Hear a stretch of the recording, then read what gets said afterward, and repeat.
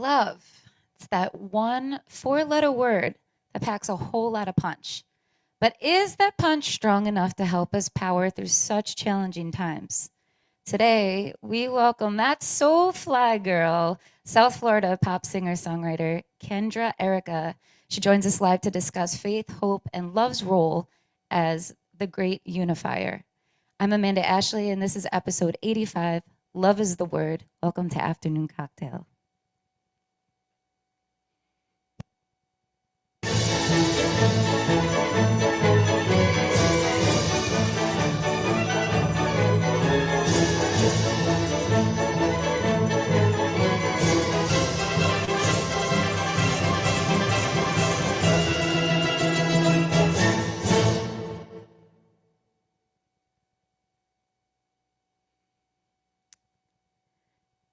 Hello, hello, Kendra. How are you? Welcome to our show.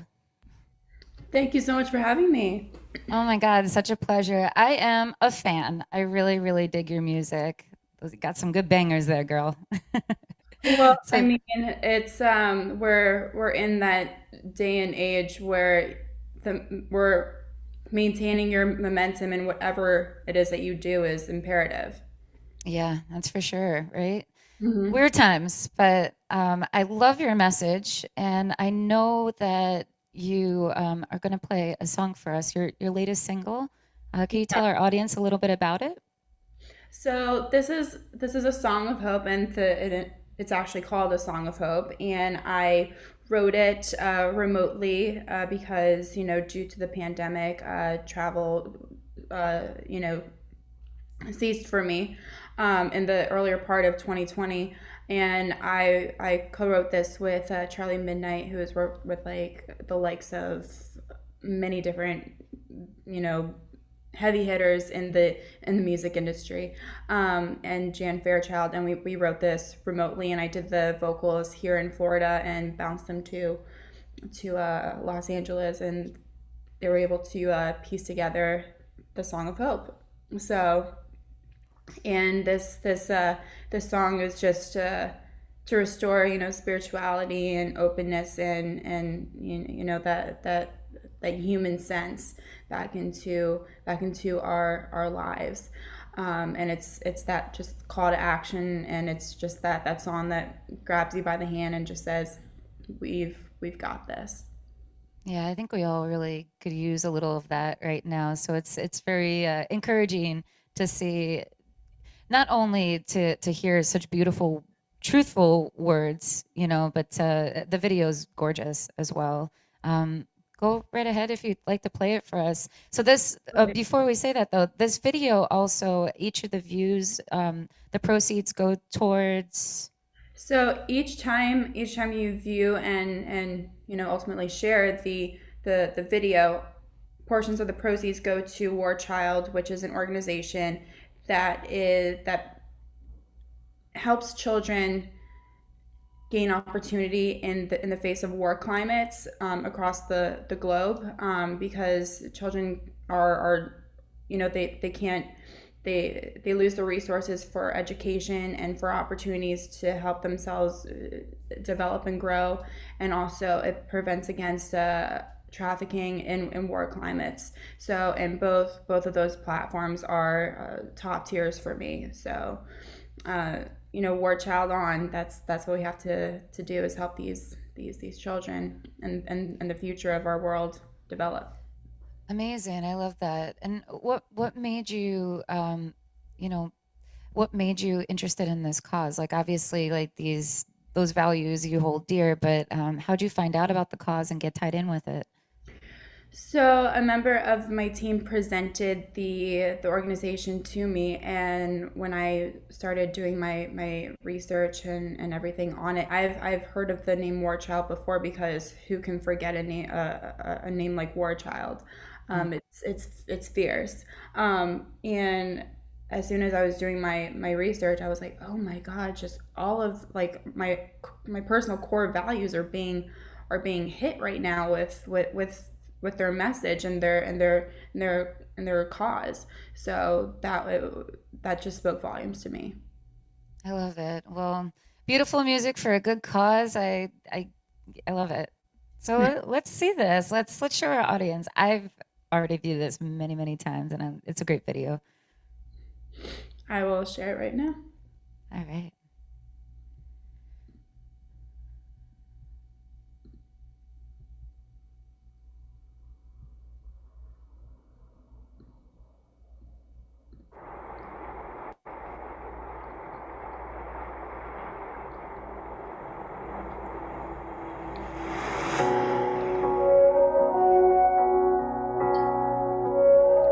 There was a noise from somewhere deep.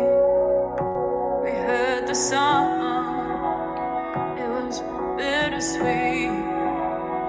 Voices calling out from an aching heart, getting so much closer by staying apart, singing a song of hope and love that you heard when I heard.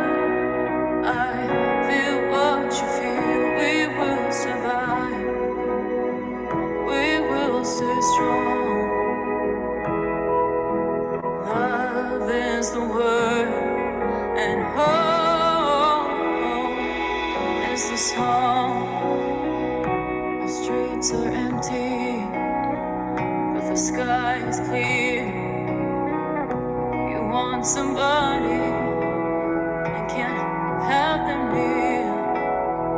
Taking shelter where you can when the world is unsafe. Alone together, trying hard not to break.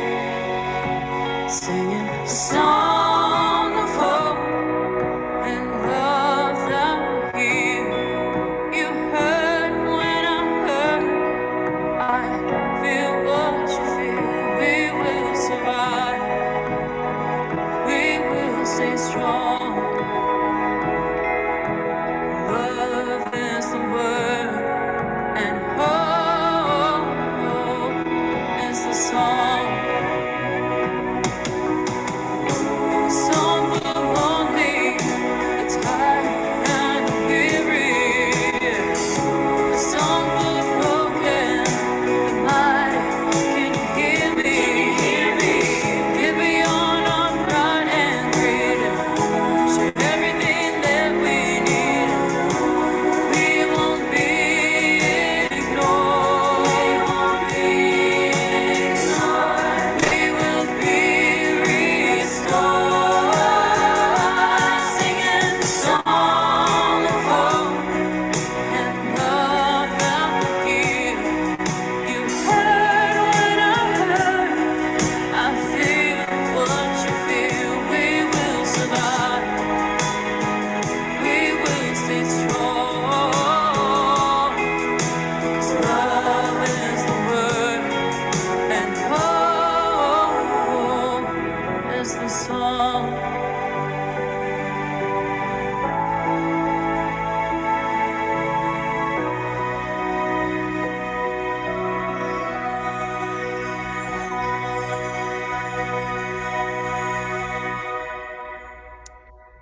So beautiful. I love it. Do. It's very touching, it's and we need more songs like this and getting out there in the atmosphere right now. I think everybody could use a little bit of hope these days. Why was this song important for you to write? Well, in the early part of 2020, it was a song meant to restore unity, and to restore balance in the midst of a global pandemic. But as the year progressed and went on, it just applied to so many different things. Just and that one thing is unification. Yeah. Oh, absolutely. How do you I love, your lyrics that love is the word, hope is your song. Uh-huh. Um I mean, today's theme is obviously based off of this song. I mean, what does the word love, like I asked my friends last night. We were watching Super Bowl with two of our neighbors, Mhm. and I just asked them. I always throw the deep questions to them, and I said, "Guys, what does love mean to you?" They're like, "Whoa, what do you mean love? That's a big question." And I'm like, "But it's such a small word that really, stands for so much." And unification really is, the one thing that stands out to me, and it's the one thing that we all could relate to. What does that word mean to you? Love can only be accompanied by understanding, and that's the place that I like to create from and come from, not only creatively but as an individual and person, but having love and understanding can then translate and then influence and inspire people to listen, to understand, rather to listen, to respond. And in a time like this where there's so many people just listening to respond, and people being so reactionary, it's very imperative to go back to that, listening to understand, uh, mentality. I agree. I very much agree. How do you feel the love in your life has impacted your personal development and in both life and in business? So the love that I've experienced in my life, I mean, we've all had relationships and everything like that, frivolous or meaningful. But for me, the real love that I can say that has really stood by me and really has propelled me forward is the love that I receive from my family and from my parents. And that's one reason why I'm so passionate about children and their development, because as we see, there are so many children that get steered in the wrong direction because they don't have proper guidance or opportunities, or education, or just people that just grab them by the hand and be like, yo. And that's why education, and especially trafficking, is hits home to me, because I from the love that my family showed to me, I want to make sure that there's something, and that there's, a place for children to go to so that they can develop organically. Absolutely. And it seems like your family, like from the get-go, has been very supportive of you and your dreams. Just for our audience that doesn't know much about you before this interview, you were born and raised in Boca Raton, correct? I was correct. And in the past few years, you've been back and forth between LA. You mentioned Vegas. You were saying what, Beverly Hills all the way to Boca. Yeah, the Boca to Beverly life. That's what I was doing, and I only say that because it's so funny, because I would always do Airbnb out there, and like the whole B&B aspect, like Boca and Beverly. It goes hand in hand. How come you never really made the full shift to LA instead of, I mean, that's a lot of back and forth for you to be doing. You never wanted to make the full transition? I was contemplating it, actually. uh I was contemplating it hard, pre C-19 and everything, and then just seeing what was happening to LA and California throughout the course of Oh 2020. I yeah. was like, I'd rather just, avoid all of that. um, but I mean, I was contemplating it. However, I do feel that being an artist, it's very important to be rooted and to stick to your roots. And so that's why I decided to remain in Florida for the time being.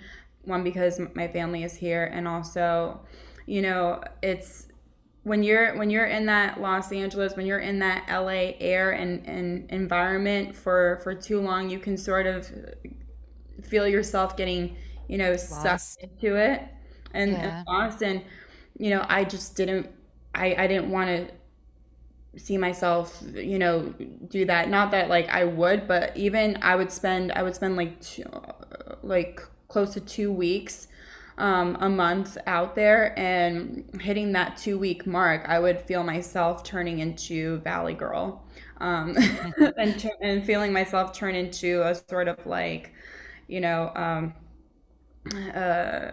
like vacant vessel, if that makes any sense. No, it does. I think Yeah. that's really admirable, that you want to keep humble, and keep to your roots and stay true to who you are at your core. And While this is, and behind me, that's the Los Angeles skyline. So, it's nice. You kind of get the best of both worlds though, too, doing what you're doing. And I think I mean, as tiresome, I'm sure, bouncing back and forth to both places has been, you're able to kind of maintain those connections that you made at home, and anything that kind of comes along the way in between both those cities. I would imagine, if you're touring and doing all the stuff that I know you were doing before COVID. But mhm.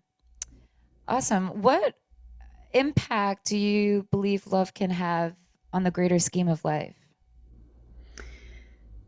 Well, when you come from that place of love, it can radiate, and it can definitely um, positively infiltrate people and their beings, and it could just shift the karma in a positive direction. So it only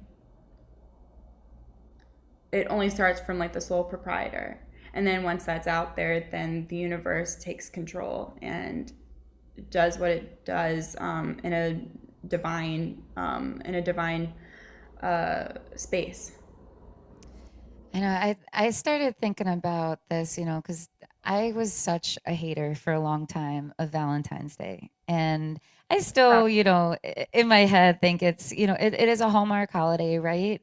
But up until really Beau and I became a couple, like I really dismissed it. I always worked it, when I worked in restaurants. It was kind of a day, a night to make money, even as a musician, Oh, because like yeah, like working working at lounges and restaurants, it's for a sure, and good I can time. I can definitely attest to that, because I here in Boca, I was performing at a lot of lounges, wine bars, restaurants, and Valentine's Day I was like, holy hell, Yeah, just people seriously.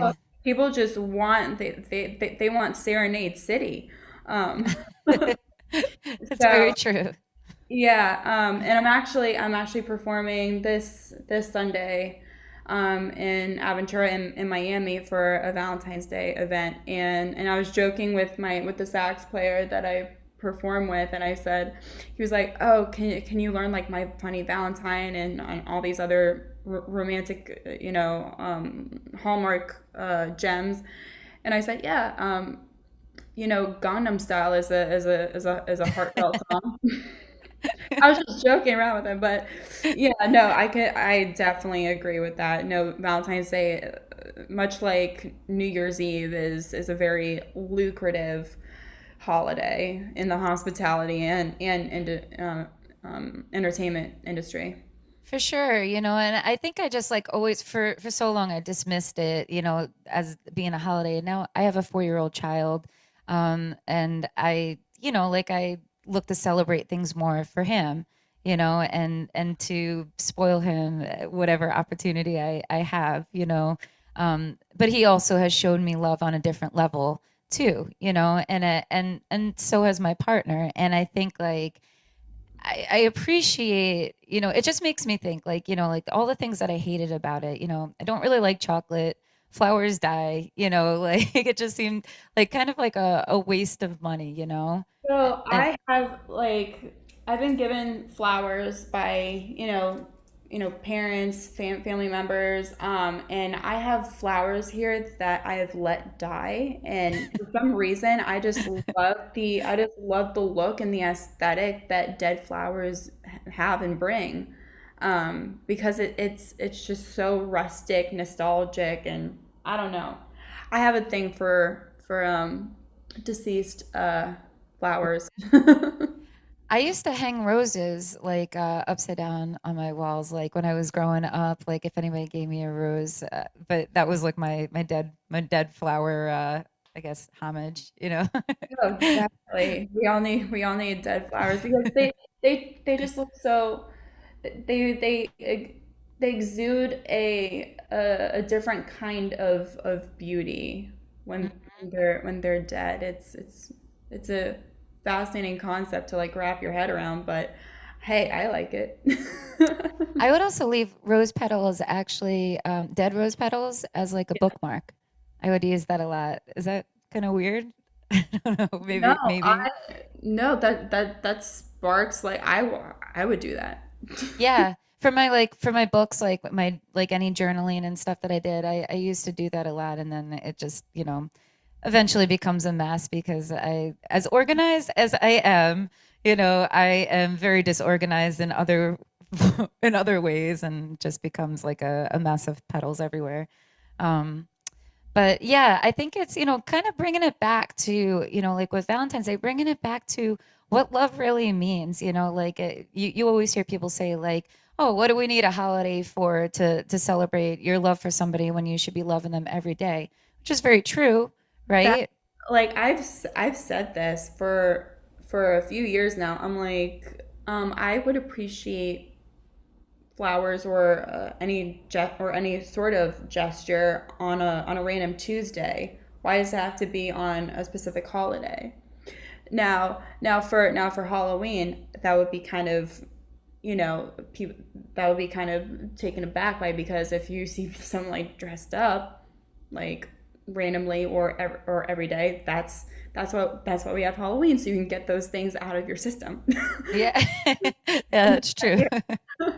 Yeah. I love Because it. it would be very disconcerting seeing like clowns like roaming the streets. Um, You know what? It's funny that you say like the whole dress up part about it. I mean, what's your favorite part as a performer? Like, is the dressing up part of it fun for you? Because your videos are so awesome. Everyone that I've watched, like they're so fierce, and you got these very elaborate production and costuming and yeah, like I mean, that's got to be so much fun. it is fun, and going through the process of deciphering which outfits will be used, and working with stylists, that's always a really fun experience. And overall, like for me, I'm just like, okay, I'll put on the outfit, I'll do what I need to do, I'll enjoy it, but like I love it when it's post production, when I'm just looking at the video and I'm like, wow, like that's where that made sense, Hmm. so it just creates a uh the look of the video in a more dimensional state. Do you have a lot of creative control over that? I mean, and say, or is like a lot of what I'm talking about and seeing is that, you kind of just leave that in somebody else's hands? Well, I do have control over the looks. Like if I don't feel comfortable with my makeup a certain way, I'm like, hey, I don't think I should have like black eyes, or I don't think I should have like, blue on my cheeks, or or even if my hair is done a certain way that I don't feel comfortable, that's when I speak up. And also that also applies to the whole dress up aspect of it too. Like if I don't feel comfortable in an outfit, I'm not going to be able to perform well in the video. Like I Sure, won't I yeah. won't have that freedom and That that and that, comfort. and that comfort and that sense of, you know, confidence, because comfort in when you're comfortable, it exudes more confidence from the performer or artist. Do you like, you know how like Beyonce's got her Sasha Fierce? Like, do you have your Sasha Fierce side to you, or almost that artistic alter ego that you turn to for that confidence? I don't really have the whole Sasha Fierce thing, but I just I just channel whatever it is that I have in within me to make things happen. Mhm. It's a whole channeling, and I don't know what the actual name of whatever it is I'm channeling. I think it's channeling like because I'm very spiritual. I think it's channeling more of that like that Holy Spirit sense into what I do because I'm very cautious about when talking about channeling certain things because me being a spiritual person I like to be channeled by positive forces which is it's everything. Yeah. What positive forces do you feel like really drive you? The fact that music music is the easiest way to reach the masses. So sculpting your message and having a message that is authentic, it speaks um, it really speaks volumes when your message is authentic and when you're not creating to fulfill a social or even political agenda that really doesn't fit well with you and you're just being a puppet to promote it because that's when music is only stimulating visually is when there's an agenda at hand, but when music is felt through and through, that's when you know that that particular artist was writing in a space of originality. And that's so important. Like I I subtly and I in the kindest way possible drive that into people. I'm like don't don't write because you want to fulfill an agenda that's trending because there's a reason why there's the word end is in trend because it's going to end. There's an expiration date to it. But maintaining your originality, that's timeless. Absolutely. I think what a great message. And I really do feel that your authenticity, I can talk, authenticity really shines through in your music and in your lyrics for sure. Um, Going back to your humble upbringings, right? So I read in an article that you actually considered yourself tone deaf at one point. How did you make that transformation? Oh no, like I didn't consider myself to be. I was like uh, I can't believe that. There's no way you could be fully tone deaf and then to turn out like you. well, if you were to hear my as much as I near and dearly love him, my if you would have hear if you were to hear my dad sing, you'd be like, that's where she got it from. Um, but yeah, I was tone deaf. I just couldn't align myself with any sort of tune, tone, whatever it was that was in a song.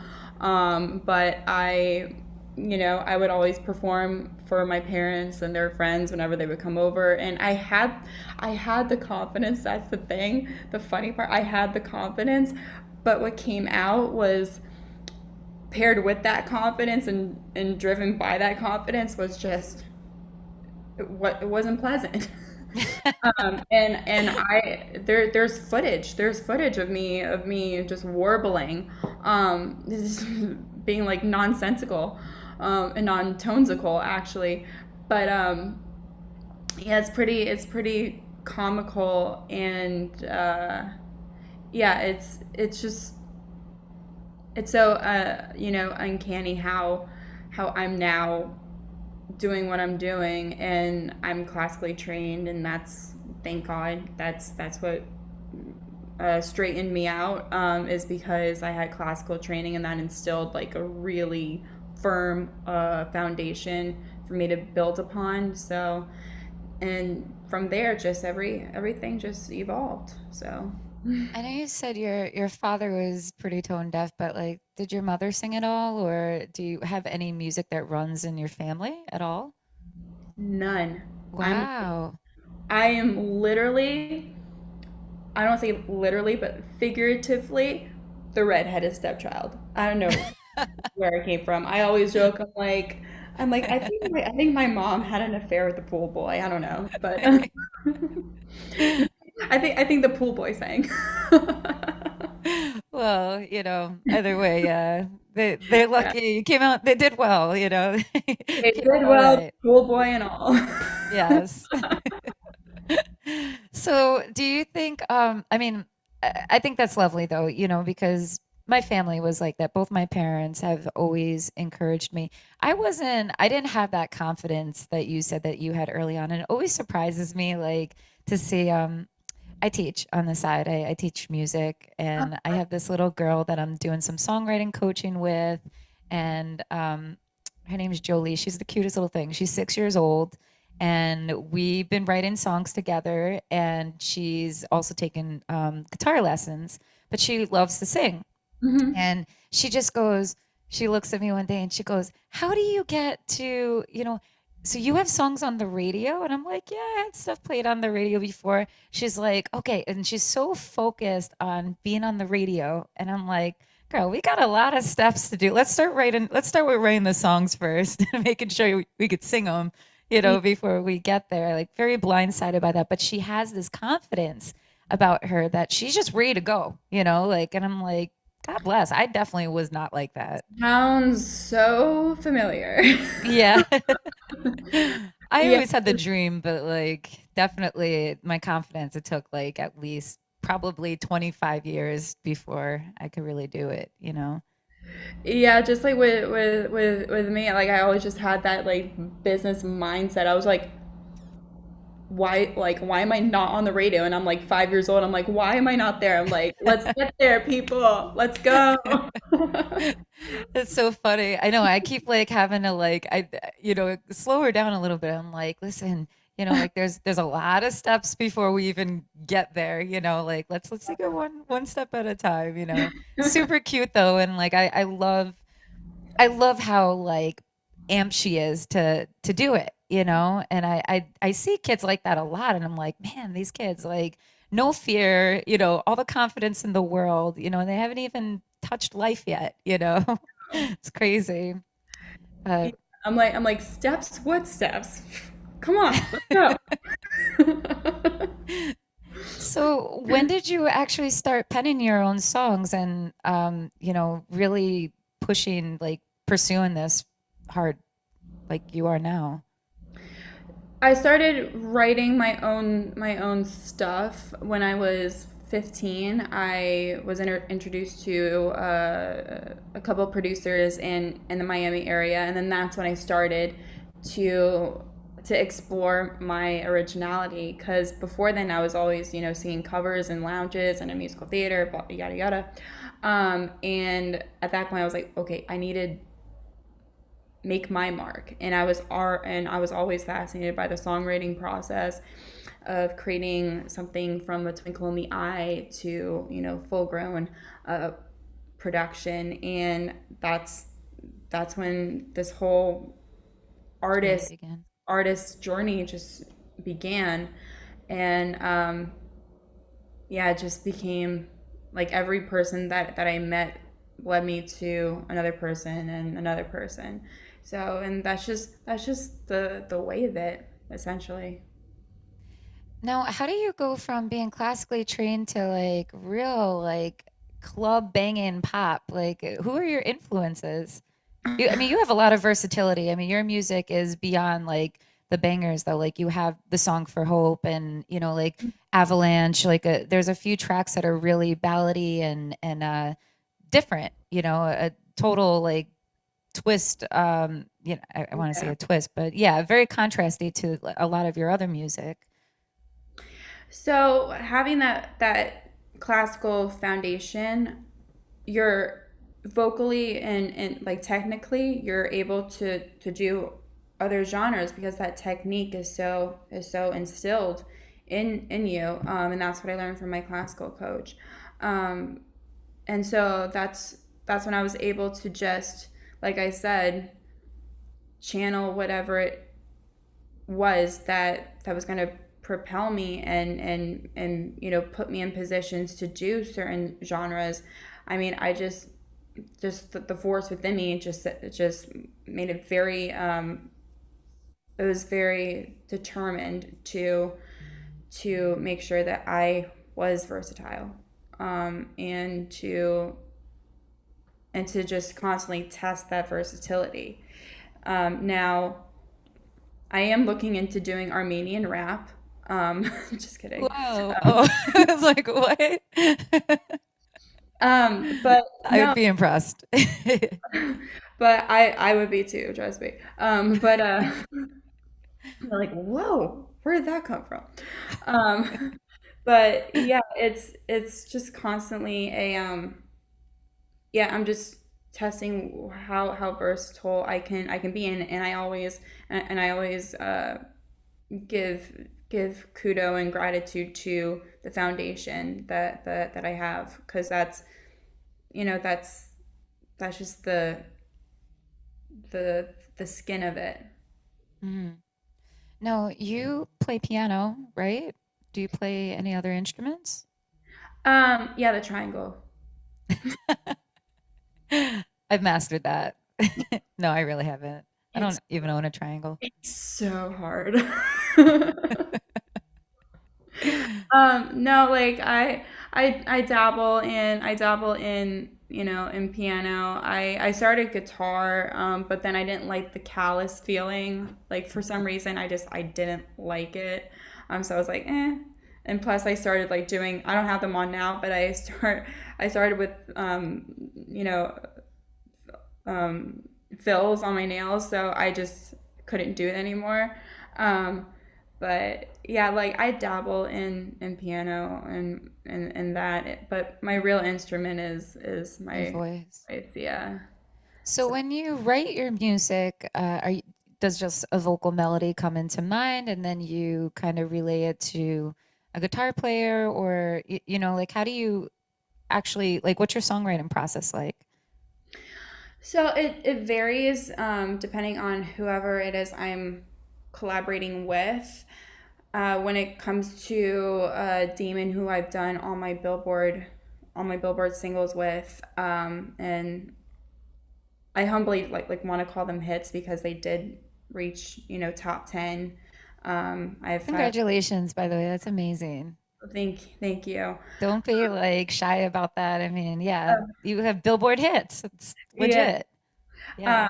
yeah, and Self Control went to number one as well, but uh, that's not my original. I have to say that was a rendition of Laura Branigan's Self Control. But when it comes to what I did with Damon, he would I would just send him references. I'd be like, I want it to sound like this, and this, like these elements from this song or these elements from this track, and then he would piece together a track, and then that would be presented to me, and then I would go into the studio, and then we would write to the track. Now, for Avalanche, for the sake of Avalanche, that was written piano and vocal. Like that was from scratch. It was just piano chords, and then we built upon it Okay. melodically and lyrically. And then for Song of Hope with Charlie Midnight, I just had a conversation with him about what I wanted it to what about the message and the lyrics behind it. I just had a conversation with him, and then he went back and then he sculpted the melody. And I think because due to the fact that it was a remote collaboration, that was the best way to go about it. But there's just other collaborators that I'm working with right now that they're writing for me, they're writing for my voice, and that's really important so that I don't have to feel like I have to conform to a track or conform to even piano chords. Like they're just writing for me, my voice and what I envision and the overall aspect of how I see things artistically. I read that you're a big Lana Del Rey fan. I am, yes. I am too. I love her. I was supposed to see her this summer at Bonnaroo. I was supposed to see her among like a trillion other incredible artists, and obviously that didn't happen. I was really upset. But have you actually ever seen her perform? I did a few years ago in West Palm Beach. I just, my my mom the whole time she's like, she's not moving, she's not dancing. Like I'm like, Mom, it's Lana. She's Yeah, she she's has her it. own. She just doesn't give a, you know. Yeah, she really does. She just I love that about her though. yeah, and I'm like, it's the music, and I really appreciate her guitarist at that particular show because he was the one that was like jumping up and like skidding down and everything, and I was like, damn, like I Yeah. want that intensity in my shows. But yeah, I mean, she's just someone that she she just had a development that was more human, I want to say, because she didn't really hit it till her like late 20s, which I think is the most appropriate time to hit it, honestly. Yeah, I when do you're too. too, when you're too young, that's when you get a little shot in the head, I want to say. Hmm. And Because when taken advantage of. and taken advantage of, exactly. Which is why I never did like any American Idol or Disney Channel or Nickelodeon stuff. My mom basically made a deal with me. She's like, I'll support your music career just as long as you get a college education, a 4 year degree, and then I'll support your music career. And I thank her every day for that, because just like Lana, we all go through um, certain experiences that help us to become the people who we are today. And she went through her experiences and her struggles, with battling addiction or something like that, and just battling men that weren't right for her, or and I'm not saying that I had to like battle like anything's to that extreme, but I was involved with a couple people that just weren't good for me, and I became stronger from that, and I was able to write from that. And I think that's why I like Lana's, because of that parallelism, and when you're able to live your life and then write while you're going through it, and then write looking back on it, I think that's just that's extraordinary to me.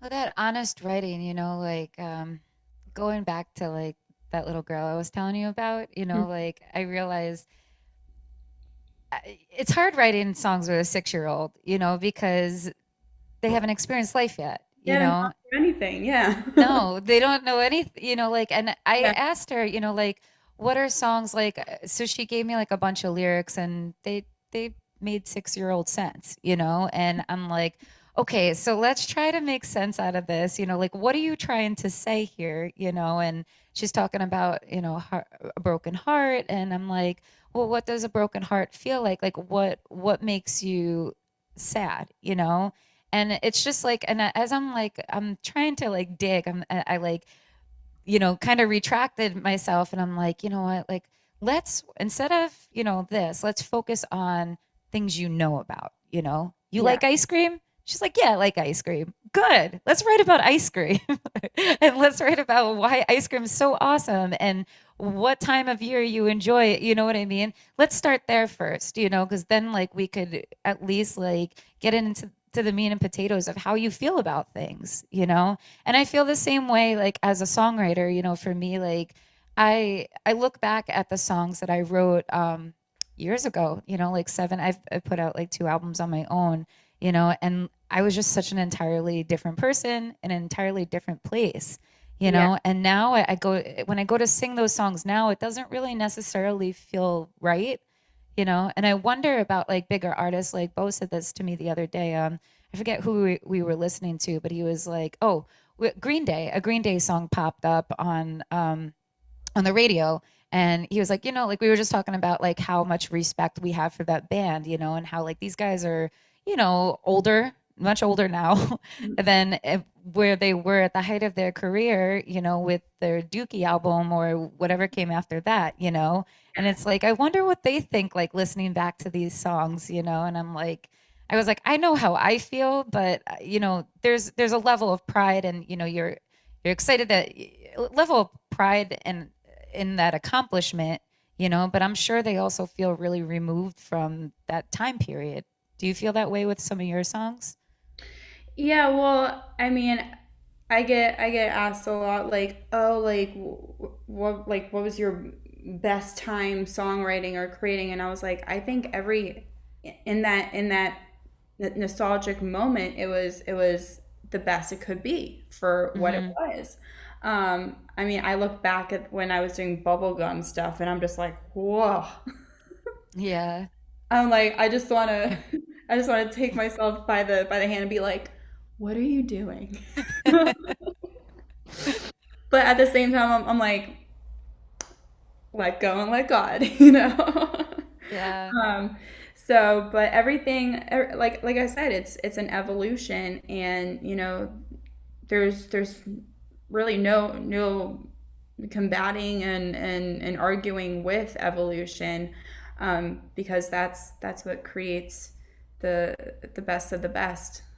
Sure. I think every like step along the way, like I have no regrets. Like I think like I mean, I dabbled like I experimented with a lot of different genres. I did some like hip hop stuff, the bubblegum type stuff. Like I love pop music too.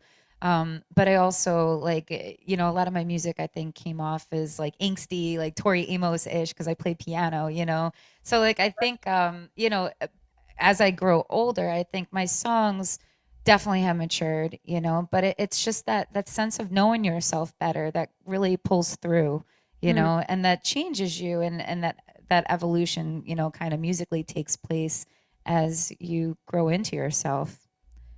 So nothing to be ashamed about with the bubblegum stuff. I mean, it's all good stuff that I Oh heard. no, like I just look back on it as just, memoir sake, and Yeah. taking a trip down memory lane.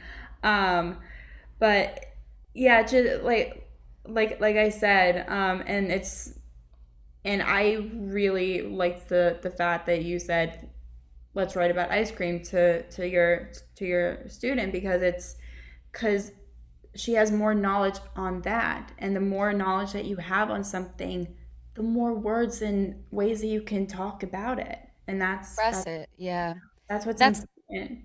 that's what I was like getting to with her, because I was like, you know what, like instead of like trying to like rack her brain, like it makes more sense to just start with what and what you know best, and for a kid, I don't want, like I don't want to make this a grueling process. I want her to enjoy and embrace the Enjoy. beauty of songwriting, and what it means. I know what it's meant for me my whole life. You know what it means to you.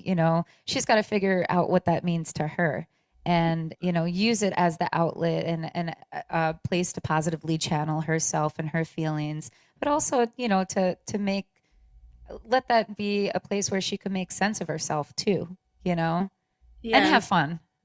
exactly, having fun, like The that's main thing.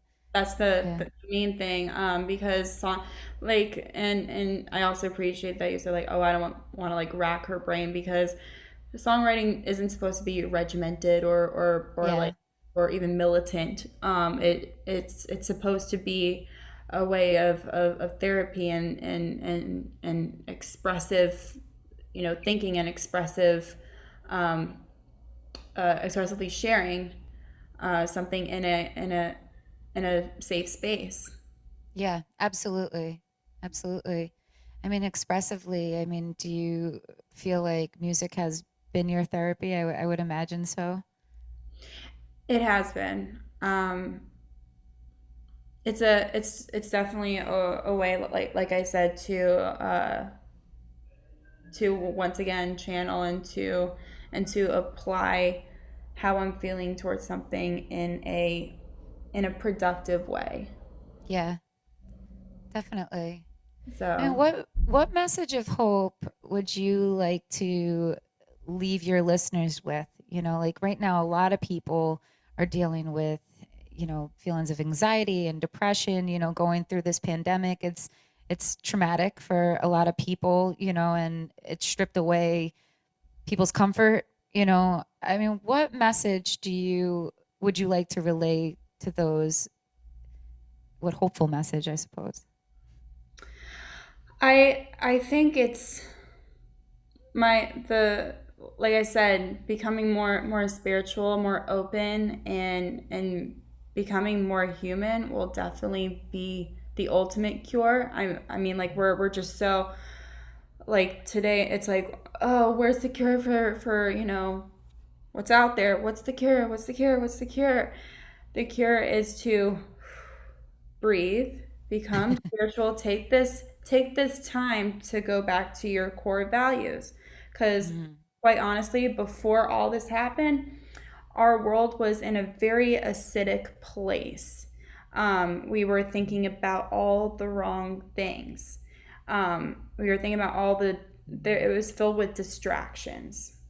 And so this year was a way to have people focus on their health, hygiene, making sure that they're taking care of themselves, taking care of their families, taking care of their loved ones, friends, whoever they may be, and what role they play. But it's a way for people to come back to the core and to what's really important, and I always say, like, there is so much misinformation out there that you cannot get sucked into it, because that's what will that's what will feed into the anxiety. Like, just turn the MSM off, turn off all of that, and just focus on what it is that you have in line for yourself and for your family and your friends. And then that's what will ultimately reduce the anxiety that you're feeling. And to and and I always say this, the noise, like I said, the distraction, the noise had to die for the music to come alive. And that just happened to me this past year, because I just, like, I'm very sensitive, and prior to all of this I was like, well, why is this happening, why is this happening? But now it's like the distractions that were, triggering me in a not so good way, like all the distractions just died down. they silenced. So then I was able to hear ideas more clearly, and then I was able to have more of that awakening in that core spirituality. So How do you feel like this pandemic has changed your outlook moving forward, and how you're going to operate your business like moving forward? Has it changed anything? And how's it changed how you see yourself even? I've done I've I mean, I've done so much growth throughout the past year in 2020. Like, that's why it's called 2020, clear vision. Um, Yeah. like, I've done so much growth, and I think it's because um, something innate within me just told me to just to see the silver lining through it, and to just focus on the momentum and whatever it is that I needed to do to break through. Because they always say fake it till you make it, but I say truth it till you break through it.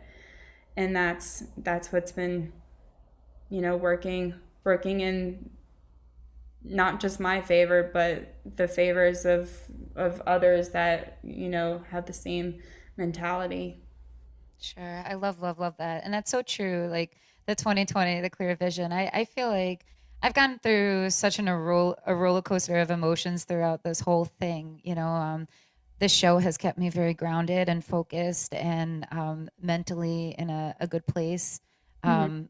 And I hope that it brings, mental clarity for other people too. But yeah, it's definitely been, it's crazy that it's been a year. Like I remember, my memories that are popping up on my social media feeds, that regarding like a year ago. And just like my mind was really in an entirely different place. And I feel like this whole experience definitely has grounded me in some ways and in all the right ways, even though there was so much unfortunate circumstance that came along with it. Yeah. But so what I have to ask you, that piano in Avalanche, Uh-huh. is that just like somebody literally carved that out of ice?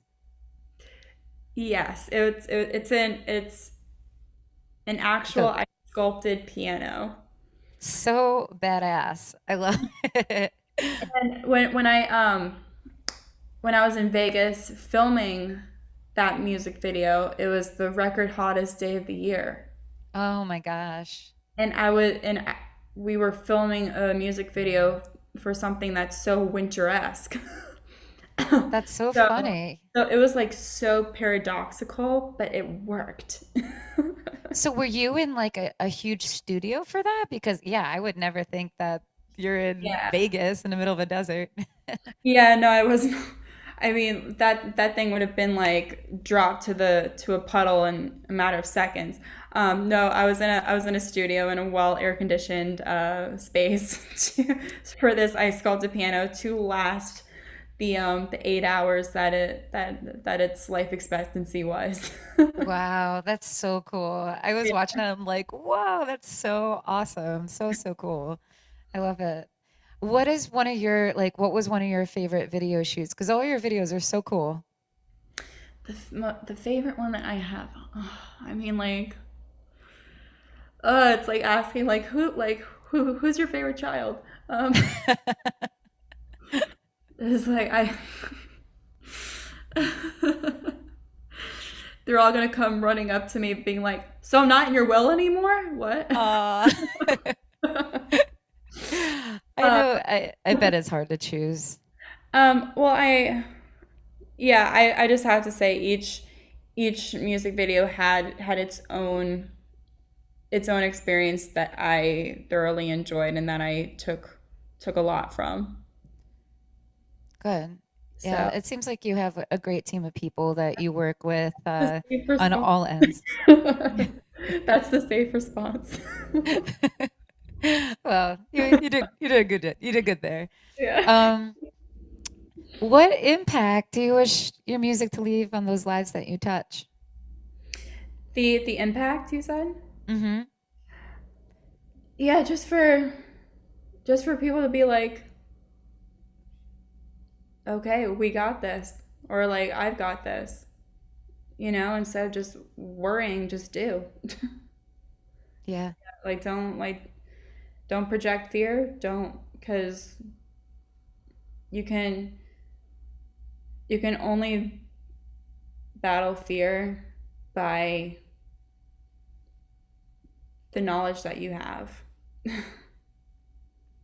definitely. So, Kendra, yeah. I can't thank you enough for your time. I can't believe a whole hour just went by. I just checked my phone. I was like, oh my God.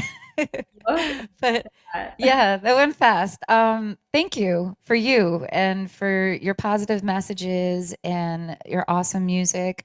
Did you want to leave our audience? Where can our audience be directed to your music? They can be directed to my music via Spotify. I'm on Instagram at Kendra Erika. I'm on Facebook at Kendra Erika Music. I'm on Twitter at Kendra Erika. If you YouTube my stuff, it'll pop up. And yeah, I'm platformed. So yeah. Well, best wishes to you. Keep killing it. And could you leave us off with So Fly? Oh, hell yes. Let's gear that one up. And you guys make sure back home you check out Song for Hope and that you share that video. The proceeds go towards a great cause. And yeah, not only are you supporting a great cause, but you're supporting this amazing artist. Okay, here we go. Hold on to your horses. I love it. Okay, let me share the screen. Share.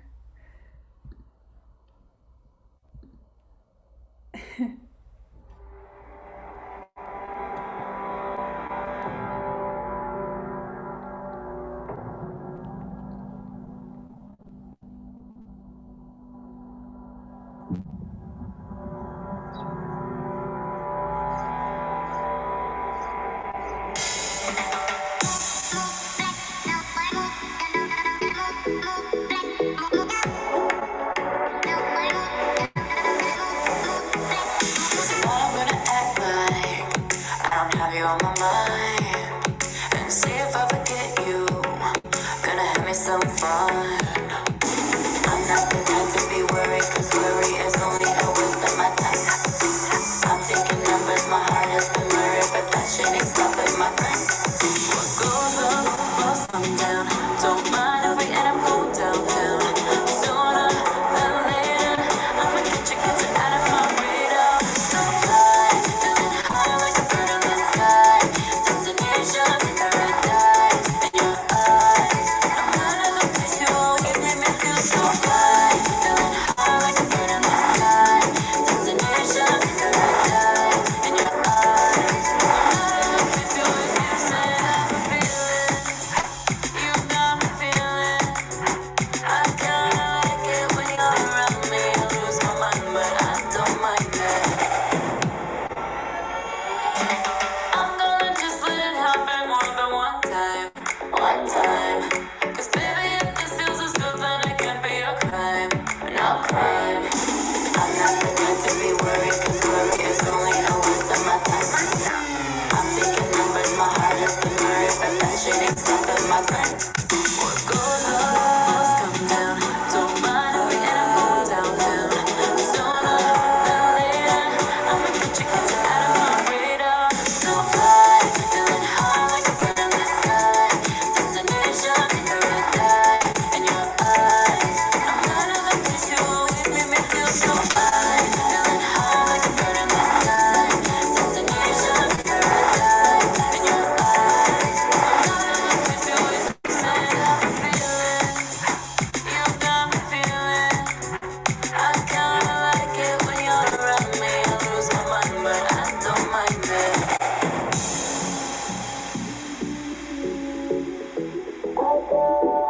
When you're around me, I lose my mind, but I don't mind it. Goes up, must come down. Don't mind if we end up going downhill. Sooner than later, I'ma get you out of my radar.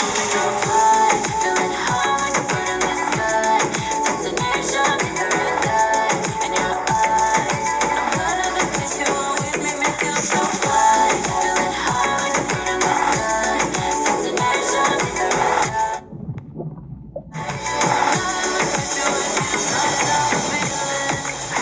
You got me feeling. I kinda like it when you're around me. I lose my mind, but I don't mind it.